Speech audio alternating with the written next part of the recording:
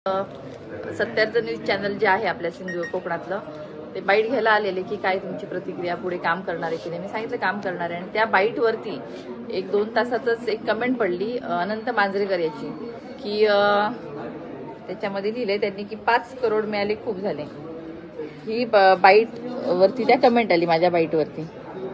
ही जशी कमेंट वाचली मी तात्काळ पोलीस स्टेशनला आले.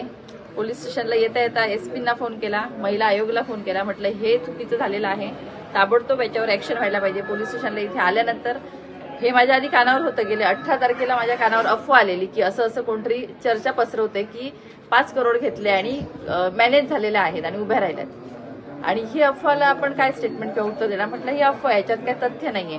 पण आज प्रूफ मिळाला. त्यामुळे मला ताबडतोब त्याच्यावर काहीतरी कारवाई झालीच पाहिजे म्हणून आम्ही इथे आलो. पोलीस स्टेशनमध्ये सगळं त्यांनी लिहून घेतलं रितसर आणि त्याच्यावर कारवाई होणार, अब्रू नुकसानीचा दावा दाखल केलेला आहे, तो करणार आहे.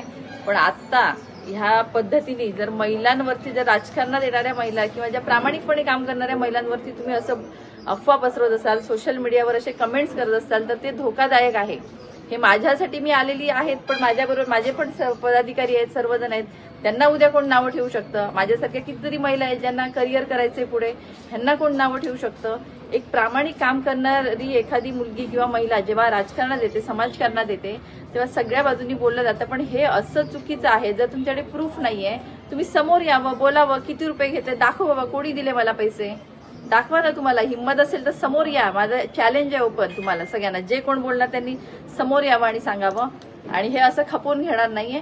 आणि जे चुकीचं वागतायत, जे चुकीचं बोलतायत त्यांच्यावर कारवाई झाल्याशिवाय राहणार नाहीये. एसपीनं सांगितलेलं आहे, महिला आयोगाने दखल घेतलेली आहे, त्यामुळे जी कारवाई व्हायची ती होणारच आहे.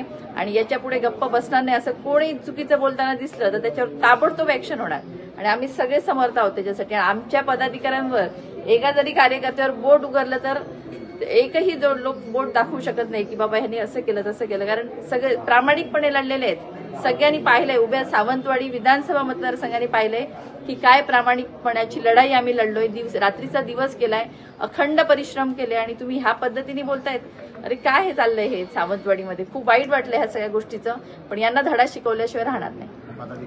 मी या नाही ते सांगितलं कोण निवडणुकीमध्ये उभा असताना तुमचे स्वकीय आणि विरोधक दोन्ही विरोधात होते, तर नेमकी ही अफवा कोण पसरवते असं तुम्हाला वाटतं? सगळ्यांनाच डोई जड झालेले होते. मला असं नाही म्हणायचं. मी तर म्हणते तिघे सत्तेतले होते. समोरचे जे उमेदवार होते तिघे सत्ताधारी होते. ते ऐनवेळी इकडे आले, काही जण तिथेच होते. त्यामुळे त्यांना डोई जड झालेली. एक महिला काम करते, प्रामाणिकपणाची लढाई लढते, स्वाभिमानाची लढाई लढते, त्याची भीती वाटत होती कुठेतरी. म्हणून हे सगळं चाललेलं. शेवटच्या दिवसापर्यंत निलंबनाचं चाललेलं, शेवटच्या दिवसापर्यंत अफवा पसरवण्याचं चाललेलं आणि प्रत्येक पदाधिकाऱ्याला, कार्यकर्त्यांना फोडण्याचं काम चाललेलं, महिलांना धमकावण्याचं पण झालेलं आहे. मी प्रत्येक वेळेला सांगते, आमच्या कार्यकर्त्यांना आमिष देऊन झाली. प्रत्येक कार्यकर्त्यांनी येऊन सांगितलं की आम्हाला एवढंच आमिष झाले पण आम्ही काम करतोय. हे सगळ्यांच्या बाबतीत झालेलं आहे. आमच्या बूथ अध्यक्षांना फोडण्याचं काम झालेलं आहे. म्हणजे अरे तुम्ही चांगली लढाई लढा ना, सत्याची लढाई लढा ना, कॉम्पिटिशन तुम्ही हेल्दी करा. तुम्ही काय एकमेकांची माणसं फोडून रात्रीतनं आमिष दाखवताय. हे चुकीचं राजकारण आहे आणि हे कुठेच विकासाचं राजकारण नाहीये. त्यामुळे सावंतवाडीच्या जनतेला अजिबात खपणारं राजकारण नाही आणि हे दिसलंय ह्या इलेक्शनमध्ये सगळ्यांना.